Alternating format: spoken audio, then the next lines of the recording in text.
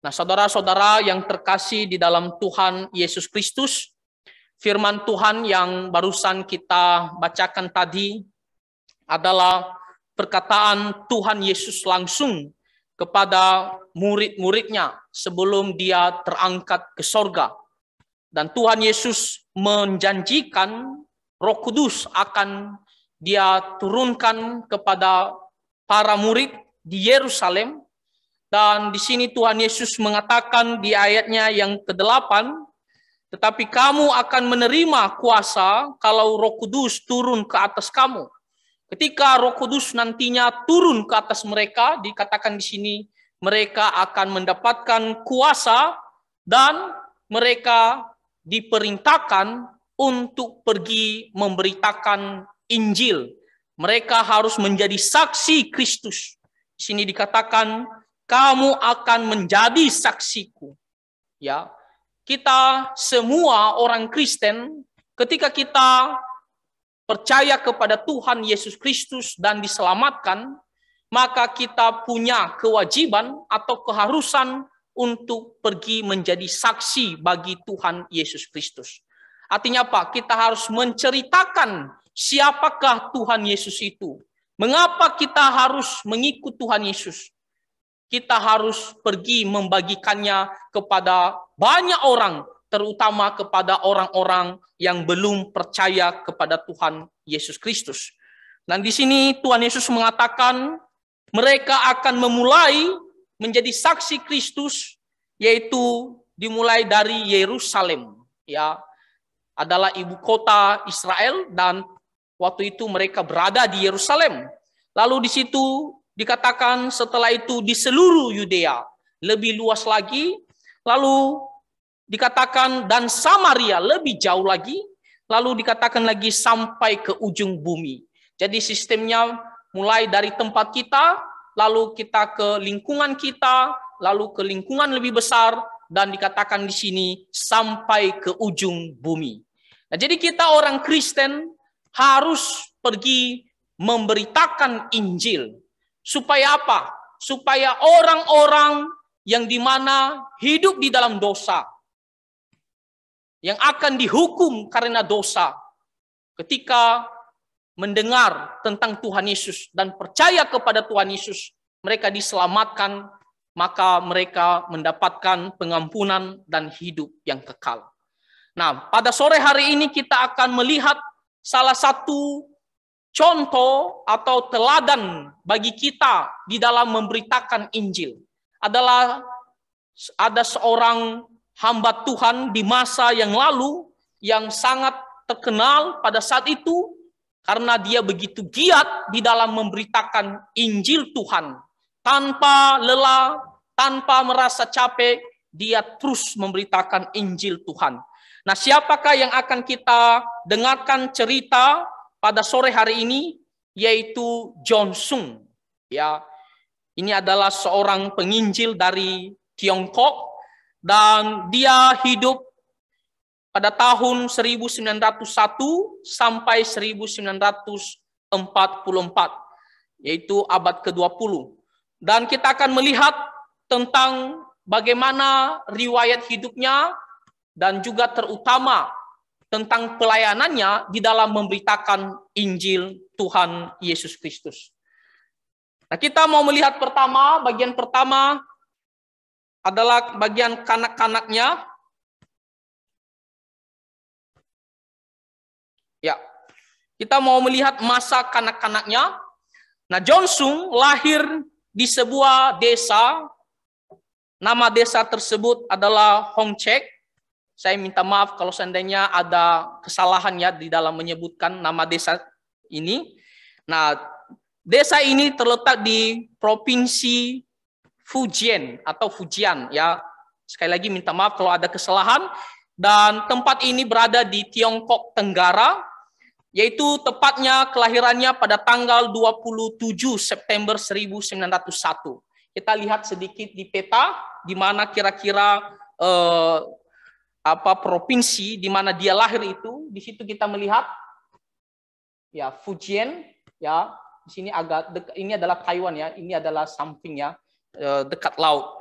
Jadi kira-kira di situlah, di provinsi situlah John Sung lahir, yaitu pada tanggal 27 September tahun 1901. Lalu selanjutnya kita melihat dia adalah anak ke-6 dari 10 bersaudara, ya. Dan ayahnya adalah seorang Kristen, dan bukan hanya seorang Kristen biasa, dia adalah seorang pendeta Metodis, ya. Dia melayani Tuhan.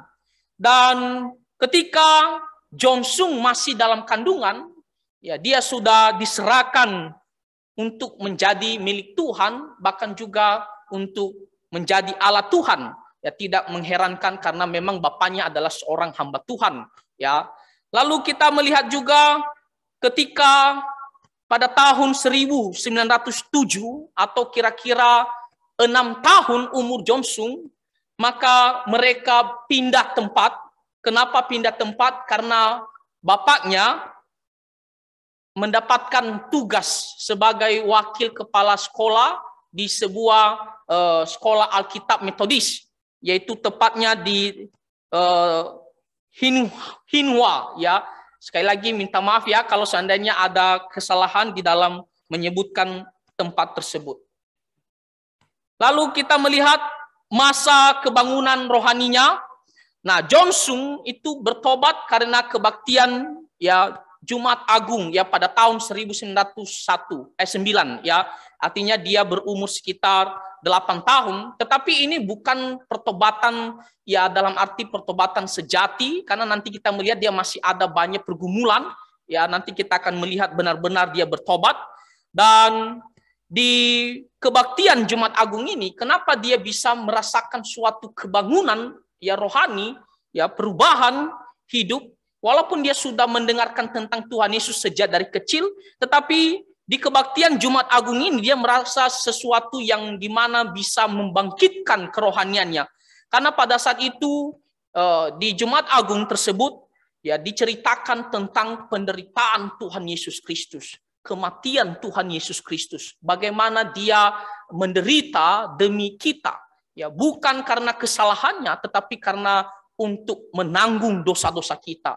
Jadi ketika John Sung mendengar khotbah tersebut, mendengar cerita tentang Tuhan Yesus tersebut, maka apa yang terjadi? Dia menjadi sedih, ya, dan dia merasa dia berdosa di hadapan Tuhan dan bersyukur, ya, Tuhan Yesus dia mau menderita, ya, bagi dirinya secara khusus sebagai orang berdosa. Lalu akibat daripada perubahan, ya, rohaninya tersebut, apa yang terjadi di situ dikatakan hidupnya begitu mengasihi firman Tuhan, ya. Lalu dia tekun berdoa, ya, dia mulai tekun berdoa, bahkan ketika ayahnya berdoa dia juga ikut berdoa, ya. Kalau selama ini dia tidak ikut dengan ayahnya untuk berdoa, tapi ketika ayahnya berdoa dia pun ikut berdoa.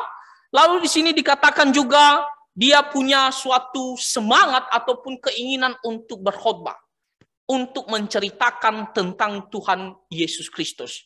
Nah, inilah efek daripada kebaktian Jumat Agung tersebut, ya, membuat John Sung, ya, punya semangat untuk, ya, mengasihi firman Tuhan, ya, membaca firman Tuhan, untuk mau taat firman Tuhan, tekun berdoa, dan juga berkeinginan untuk berkhotbah.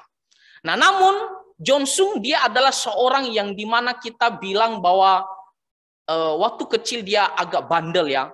Nah, dia sedikit, ya, agak tidak mau dengar, sampai-sampai, ya, seringkali dia bentrok sama papanya, ya. Dan John Sung ini juga dia adalah seorang yang dimana agak sombong, ya, memang sombong, dan tapi ada punya kelebihan, ya, dia memang pintar luar biasa, ya. Nah, jadi walaupun dia di sini merasakan suatu kebangunan rohani, tetapi sifat-sifatnya ini, ya, masih sulit untuk ditinggalkan, termasuk sifat amarahnya. Dia suka cepat marah, ya, dan ini masih sulit untuk dikendalikannya. Lalu dia juga membantu ayahnya dalam pelayanan, ya, karena semangatnya tersebut dia membantu ayahnya dalam pelayanan. Itu sekitar tahun 1913 sampai 1919, ya, begitu lama dia membantu ayahnya di dalam pelayanan, ketika ayahnya memiliki banyak tugas dan tidak terkendali ataupun terkontrol di bagian yang satu, maka dia pergi yang bantu, biar dia bisa pimpin nyanyian, ya dia bisa pergi menceritakan firman Tuhan.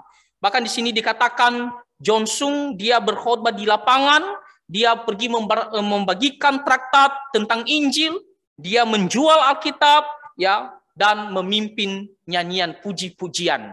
Nah, inilah semangat daripada Jonsung dan juga keinginannya, ya, semangatnya di dalam membantu bapaknya untuk melayani Tuhan.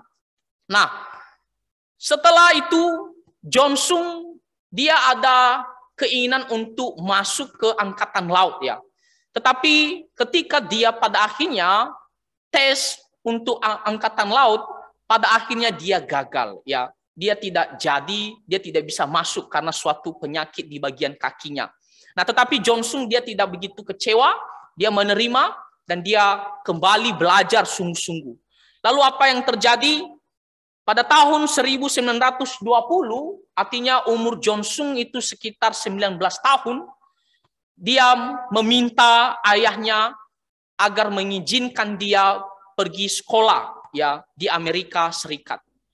Nah, tetapi ayahnya pada awalnya tidak begitu setuju, ya, tidak begitu setuju untuk Jonsung pergi ke Amerika sekolah. Kenapa? Karena memang keluarga mereka begitu susah, ya, keluarga mereka begitu susah, kekurangan, ya, keuangan. Jadi bapaknya pikirnya kalau dia pergi sekolah, apa yang akan dia kasih, ya, untuk biaya perjalanan lah, untuk uang kuliah, untuk uang makan dan lain-lain.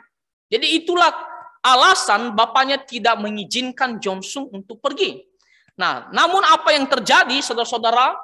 Jonsung dia berdoa. Ya, tadi saya sudah katakan bahwa dia adalah seorang yang bersemangat untuk berdoa, dan ketika berdoa dia memohon supaya Tuhan yang menolong dia agar pergumulannya ini bisa, ya, didengarkan oleh Tuhan. Lalu apa yang terjadi, saudara-saudara? Murid-murid dari bapaknya, tadi saya sudah katakan bahwa bapaknya itu adalah wakil kepala sekolah, ya, di sekolah Alkitab Metodis. Lalu ada murid-muridnya yang dimana memberikan sejumlah uang dan akhirnya terkumpul sehingga bapaknya mengerti bahwa ini adalah kehendak Tuhan, ya, supaya Jonsung pergi ke Amerika Serikat sekolah. Dan akhirnya bapaknya mengizinkan dia. Jadi Jonsung dia pergi kuliah di Universitas Wesley di Ohio, yaitu di Amerika Serikat pada tahun 1920. Jadi umurnya masih muda, sekitar 19 tahun, tetapi dia punya tekad untuk pergi sekolah di luar negeri, ya. Lalu sesampainya di sana, ternyata, ya, ketika dia sampai di sana, apa yang dia pikirkan, apa yang dia dengarkan selama ini itu tidak sesuai dengan faktanya. Kenapa?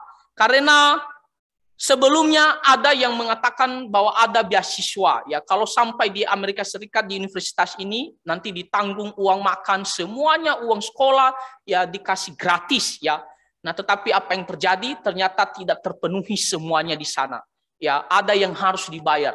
Lalu apa yang dilakukan oleh Jonsung? Tidak mungkin dia berhenti ataupun kembali.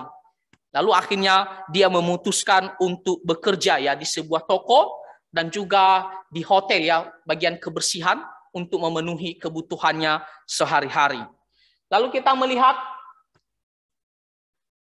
Jonsung akhirnya di sarjananya dia mendapat, ya, suatu penghormatan tertinggi, ya, pada tahun 1923.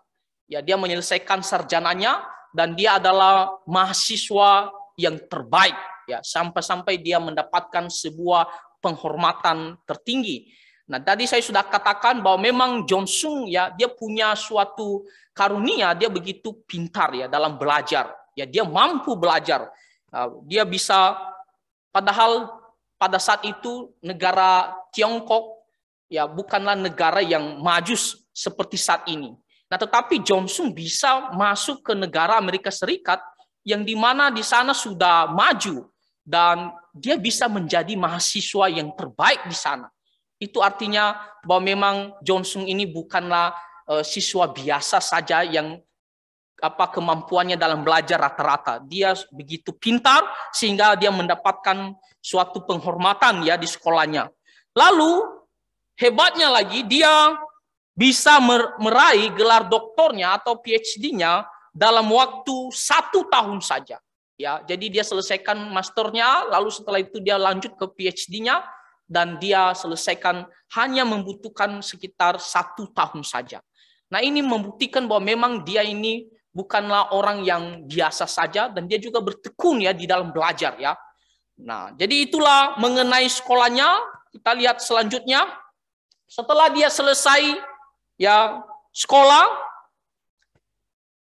maka Johnson dia suatu kali dia bertemu dengan seorang pendeta. Ya, di sana di Amerika dia bertemu dengan seorang pendeta dan pendeta ini adalah pendeta Metodis liberal. Nah, jadi disinilah titik awal ya Johnson juga dia jauh daripada Tuhan. Ya, kenapa? Karena dia bertemu dengan seorang pendeta yang di mana liberal. Ya, kita tahu kaum liberal adalah orang-orang yang di mana tidak percaya terhadap firman Tuhan 100%. Ya, mereka menyangkal tentang ya mujizat, mereka menyangkal tentang Tuhan Yesus satu-satunya juru selamat. Jadi di sini dia bertemu dengan seorang pendeta liberal dan pendeta liberal ini mengajak dia untuk masuk ke sekolah ya teologi.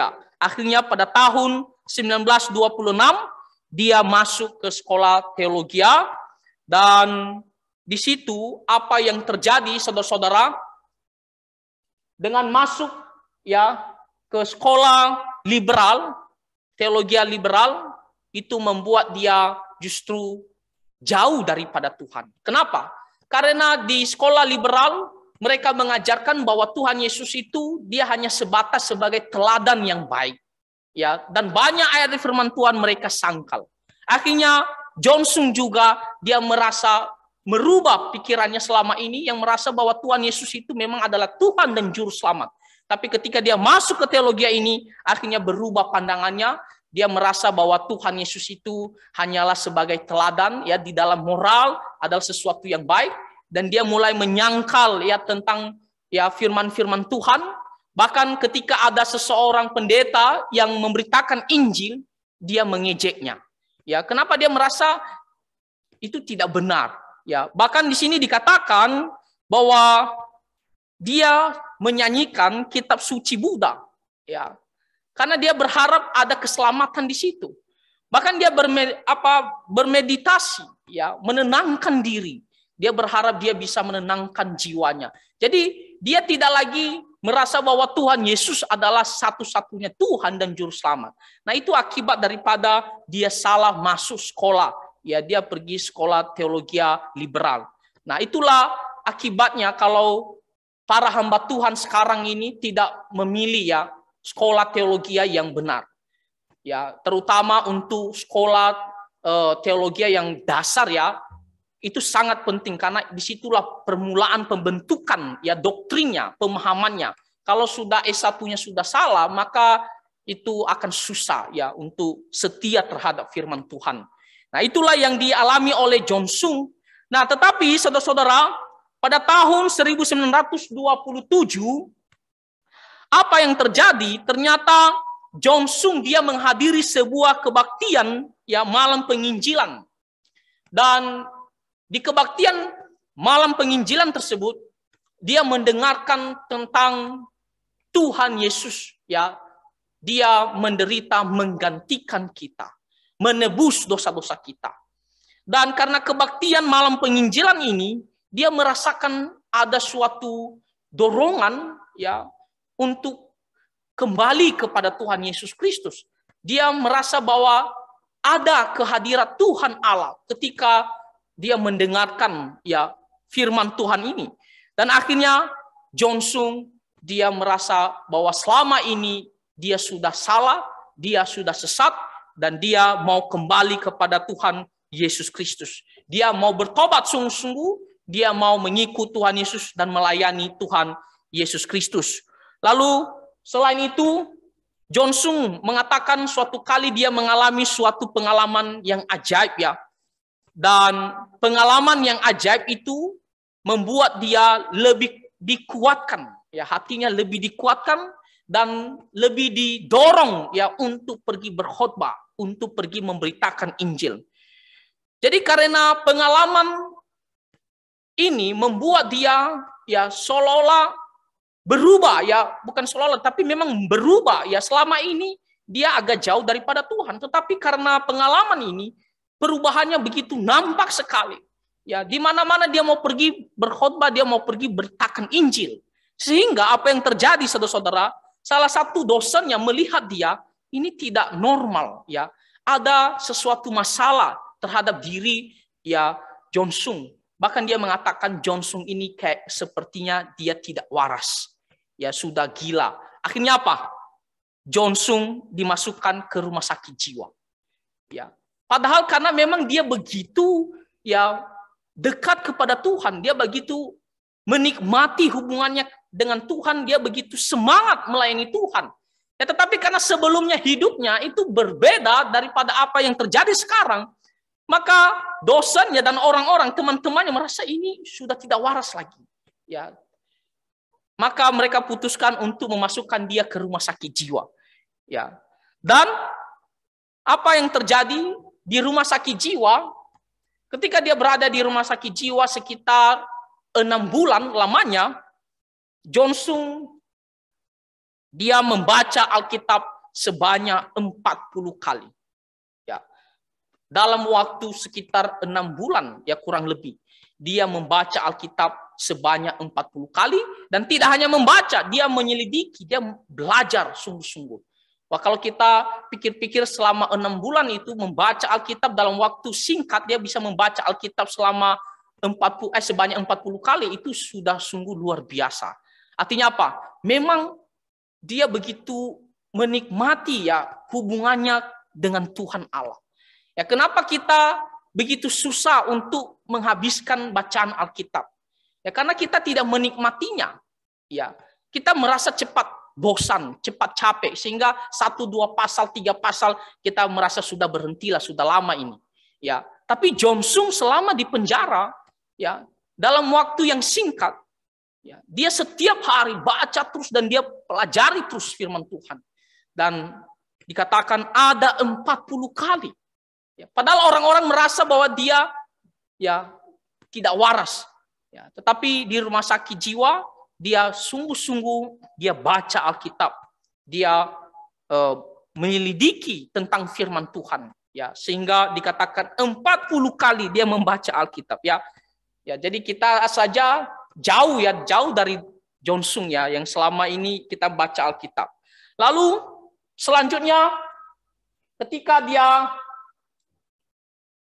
ya membaca Alkitab sebanyak 40 kali dan setelah itu dia keluar.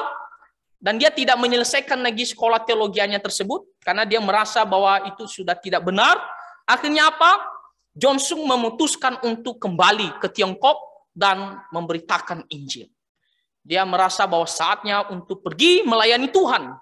Dan ketika dia kembali ke Tiongkok, dikatakan di atas kapal dia membuang ijazah, ya ijazah sarjananya, ijazah masternya, medali emasnya yang dia terima, penghargaan yang diterima, prestasi, ya kecuali ijazah doktornya, ya dia pertahankan dan dia bawa sebagai bukti kepada ayahnya bahwa dia sudah menyelesaikan sekolah. Tetapi yang lainnya dia buang, ya dia ke laut karena dia merasa supaya ya dia tidak merasa bahwa inilah kesombongannya, inilah yang dia dapatkan. Dia merasa tidak ada gunanya itu semua, ya. Jadi dia mau sungguh-sungguh mau melayani Tuhan. Jadi dia hanya membawa ijazah doktornya saja, ya sebagai bukti kepada ayahnya bahwa dia berhasil menyelesaikan sekolahnya. Lalu pada tahun 1927, ya Johnson dia mengabarkan Injil. Ya, dia mengabarkan Injil di Minang, ya, dan selama sekitar 3 tahun, ya dia di sana dan dia begitu giat memberitakan Injil, ya, dan ada dua tema yang dia tekankan di dalam pemberitaan Injilnya ini, yaitu penyaliban Kristus dan darah Tuhan Yesus Kristus.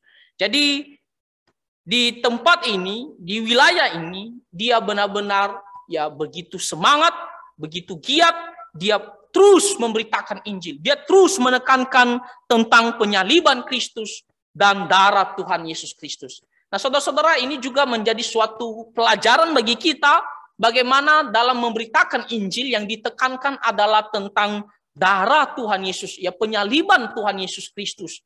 Ya, banyak orang sekarang memberitakan Injil tetapi Injilnya bukan itu, ya, tetapi hal-hal yang untuk menyenangkan telinga supaya mereka bisa datang. Ya, tetapi tidak ditekankan tentang ya kematian Tuhan Yesus di atas kayu salib untuk menyelamatkan kita. Jadi di sana dia melayani, memberitakan Injil selama 3 tahun, dan selanjutnya pada tahun 1930 sampai 1931 ia melayani di Shanghai, dan di sana dia melayani sebagai guru sekolah minggu dan sekaligus dia mendirikan suatu badan ataupun suatu kelompok penginjilan. Dan nanti kita melihat John Sung itu kenapa dia bisa begitu cepat di dalam memberitakan Injil. Karena di mana dia pergi, dia bentuk satu kelompok orang-orang untuk pergi memberitakan Injil. Jadi misalnya dia pergi ke tempat A, lalu dia sampaikan Injil, lalu ada orang-orang bertobat, lalu dia bentuk satu kelompok untuk nantinya dipakai pergi melanjutkan memberitakan Injil. Jadi Injil itu begitu gampang akhirnya tersebar karena dia memakai kelompok-kelompok untuk meneruskan memberitakan Injil. Ya, lalu selanjutnya pada tahun 1931 sampai 1932 ya dia mengabarkan Injil ya di Tiongkok Selatan, dan Tuhan menolong dia sehingga mempertobatkan sekitar 18.000 orang. Ya, itu bukan jumlah yang sedikit. Ya, 18.000 orang yang mendengarkan ya dan percaya kepada Tuhan Yesus Kristus. Ya, tentunya yang hadir bukan hanya 18.000 orang, begitu banyak. Tetapi yang ditulis di sini yang bertobat, yang sungguh-sungguh percaya kepada Tuhan Yesus, yaitu sekitar 18.000 orang. Setelah dia pergi ke Tiongkok bagian selatan, lalu John Sung dia pindah, dia pergi ke bagian Tiongkok Utara ya pada tahun 1932 sampai 1933. Lalu dia mengelilingi Tiongkok ya dan terus mengabarkan Injil. Lalu selain dia mengabarkan Injil, John Sung juga dia adalah seorang yang di mana dia berdoa ya. Setelah dia memberitakan Injil lalu dia mendoakan mereka, dan Tuhan memberikan dia karunia. Ya, ketika dia berdoa, Tuhan dengarkan doanya sehingga orang yang didoakan bisa sembuh. Nah, ini adalah karunia ya khusus yang diberikan kepadanya, dan dia tidak mau mendoakan ya orang yang datang kepadanya sebelum dia mendengarkan Injil dan mendengarkan firman Tuhan. Ya. Tujuannya adalah dia mau orang ini sungguh-sungguh percaya kepada Tuhan, mengerti kebenaran. Ya. Kebanyakan orang sekarang ya hanya mempopulerkan doa saja, ya, tapi tidak membenahi bagaimana pengertiannya tentang Tuhan Yesus. Ya, tapi John Sung dia mau mendoakan orang-orang yang sakit sebelum mendoakan, tetapi harus datang dulu terlebih dahulu mendengarkan Injil, mendengarkan firman Tuhan, barulah dia mau melayani di dalam doa ini. Lalu selanjutnya dikatakan John Sung akhirnya dia memutuskan untuk ya memperluas ya pelayanannya. Dia pergi ke luar negeri. Jadi di Tiongkok dia sudah banyak tempat dia kelilingi untuk beritakan Injil, dan sekarang kita mau melihat bagaimana dia perluas ya pergi mengabarkan Injil. Dia pergi ke luar negeri, dan di situ dikatakan John Sung mengabarkan Injil ya di Filipina. Ya, dia mulai dari Filipina. Di situ tempat di Filipina yaitu Manila dan juga Cebu ya. Lalu setelah itu John Sung mengabarkan Injil di Singapura ya, dan 40 kali berkhotbah dalam 14 hari. Ya, hanya 2 minggu saja dia sudah berkhotbah di sana 40 kali. Dan hasilnya dikatakan ada 1.300 yang bertobat ya, orang-orang Singapura. Ya. yang menerima percaya kepada Tuhan Yesus Kristus. Dan di situ dikatakan setelah itu ia membentuk 111 regu penginjil atau kelompok sebagai alat untuk terus pergi menginjil. Dan anggotanya sekitar 503 anggota dibagi dalam 111 kelompok 500 orang itu. Dan ini adalah suatu pelayanan yang luar biasa di Singapura. Dan kalau kita melihat saudara-saudara, pemimpin presbiterian kita di Asia Tenggara ini, Dr. Timotito atau Reverend Timotito, adalah hasil pertobatan karena mendengarkan Injil yang diberitakan oleh John Sung. Jadi pemimpin kita dari presbiterian kita pun bisa bertobat itu karena pelayanan daripada John Sung. Jadi itulah yang dilakukan John Sung selama dia di Singapura. Lalu setelah itu dia kembali memutuskan untuk kembali ke Tiongkok dan mengelilingi daerah untuk mengabarkan Injil sekitar pada tahun 1935-1936. Nah, kita melihat di sini John Sung dia tidak pernah merasa bahwa dia capek ataupun kelelahan. Dia terus berjalan terus untuk pergi memberitakan Injil. Nah, di sini umur John Sung sekitar 35 tahun dan tanpa hentinya dia pergi terus memberitakan Injil. Nah, setelah dia pergi ke beberapa daerah di Tiongkok, lalu dia memutuskan kembali untuk pergi ke luar negeri. Lalu dia pergi mengunjungi lagi Singapura, Thailand, Vietnam pada tahun 1936 sampai 1938. Jadi ada 2 tahun kurang lebih untuk pergi ke luar negeri memberitakan Injil. Lalu selanjutnya selain itu dia juga mengabarkan Injil di Indonesia. Dia datang ke Indonesia, ke negara kita. Nah, tepatnya dia pergi ke Pulau Jawa. Dia pergi ke Sumatera, Kalimantan, Sulawesi, Bali, Pulau Sunda, Maluku. Lalu pada tahun 1939 ia sampai di Surabaya. Dan dilanjutkan ke Padang dan Ambon. Jadi di kota-kota Indonesia ini juga sudah banyak dia kunjungi untuk pergi memberitakan Injil. Dan kalau saya tidak salah dengar, Pendeta Stephen Tong juga dia mendapatkan berkat rohani ini karena mendengarkan khotbah dari John Sung dari pemberitaan Injil John Sung. Lalu selanjutnya kita melihat bahwa ketika dia mengabarkan Injil ini tentunya ada ribuan orang yang bertobat dan tanpa hentinya dia tidak merasa puas dia terus memberitakan Injil karena bagi dia ini adalah kesempatan untuk terus mengabarkan tentang Tuhan Yesus supaya orang-orang bisa percaya kepada Tuhan Yesus Kristus. Jadi itulah pelayanan dari John Sung dia pergi mengelilingi Tiongkok, lalu dia pergi lagi ke daerah-daerah Asia Tenggara tadi saya sudah katakan seperti Singapura, Thailand, Vietnam, Indonesia dan mungkin ada lagi yang lain, dan banyak kota-kota di Indonesia yang sudah dikunjunginya untuk memberitakan Injil. Lalu dia buat juga kelas belajar Alkitab berhari-hari untuk terus belajar firman Tuhan. Nah, sekarang kita mau melihat bagaimana akhir hidup John Sung. John Sung itu menderita kanker dan TBC karena dia begitu giat memberitakan Injil sehingga tidak begitu memperhatikan kesehatannya. Tidak ada istirahat bagi dia. Jadi John Sung ini dia menderita kanker dan TBC. Yang paling terkenal adalah TBC-nya.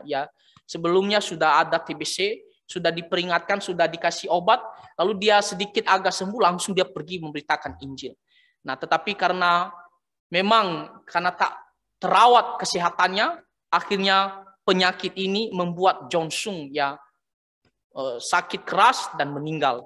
Pada tahun 18 Agustus tahun 1944, tepatnya umurnya 42 tahun. Jadi masih muda baru 42 tahun.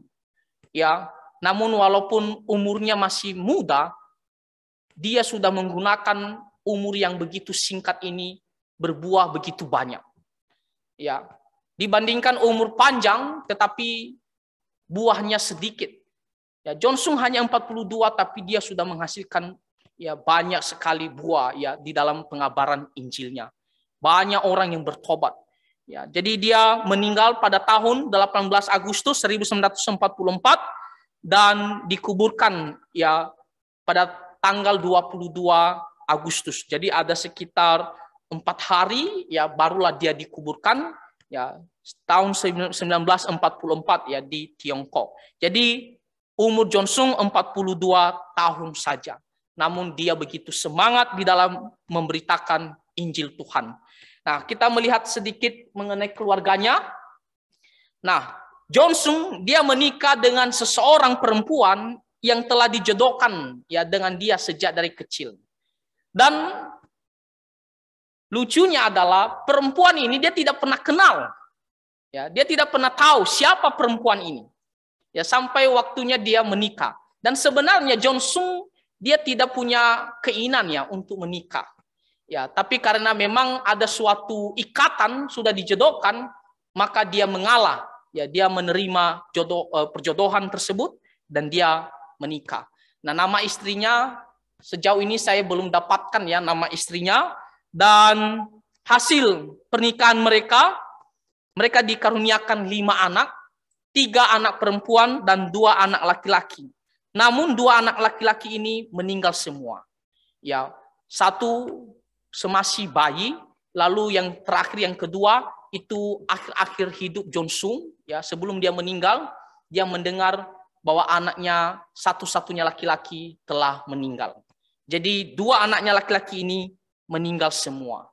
Ya, dan Johnson memang dalam hal hubungan dengan keluarga ya dia tidak begitu dekat dengan keluarganya ya, karena memang dia pergi terus ya berkeliling memberitakan Injil. Jadi dia tidak punya waktu ya untuk selalu bersama dengan keluarganya. Ya, sehingga kematian anaknya pun yang terakhir yang satu-satunya laki-laki, dia dikabarkan ketika dia sedang memberitakan Injil ya, sedang melayani Tuhan. Jadi itulah mengenai keluarganya, dan kita bersyukur untuk Johnson ini yang begitu giat ya menjadi saksi ya bagi Tuhan Yesus Kristus. Nah, jadi mengenai tokoh yang satu ini kiranya mendorong kita seperti kata firman Tuhan, kita harus pergi memberitakan Injil. Ya, Johnson dia menggunakan waktu umur yang begitu singkat ya untuk pergi mengabarkan Injil, dan ratusan ya ribu orang yang pernah mendengarkan ya khotbahnya tentang Injil, dan ada ribuan orang yang bertobat. Ya, dan tentunya hasil penginjilan ini ya membuat ya banyak orang-orang di Asia Tenggara ya secara khusus ya banyak orang yang bisa mengenal Tuhan ya, percaya kepada Tuhan Yesus Kristus. Nah, jadi kiranya firman Tuhan dan juga kesaksian dari Johnson ini bisa mendorong kita untuk pergi memberitakan Injil dan dengan semangat dan bersandar kepada Tuhan. Nah, Tuhan Yesus memberkati kita semua. Mari kita bersatu di dalam doa. Bapa di sorga, kami sangat bersyukur untuk kesaksian hamba-Mu Johnson yang dimana begitu semangat di dalam memberitakan Injil Tuhan, sehingga banyak orang yang dibawa untuk datang percaya kepada Tuhan Yesus Kristus. Tuhan, sesuai dengan firman-Mu bahwa kami harus pergi memberitakan Injil. Tolonglah kami juga Tuhan, berikan kami hati dan semangat untuk membagikan tentang Tuhan Yesus sebagai juru selamat satu-satunya. Supaya banyak juga orang yang bisa mendengarkan Injil Tuhan dan percaya kepada Engkau. Tuhan, dengarkanlah doa kami. Di dalam nama Tuhan Yesus Kristus kami berdoa. Amin.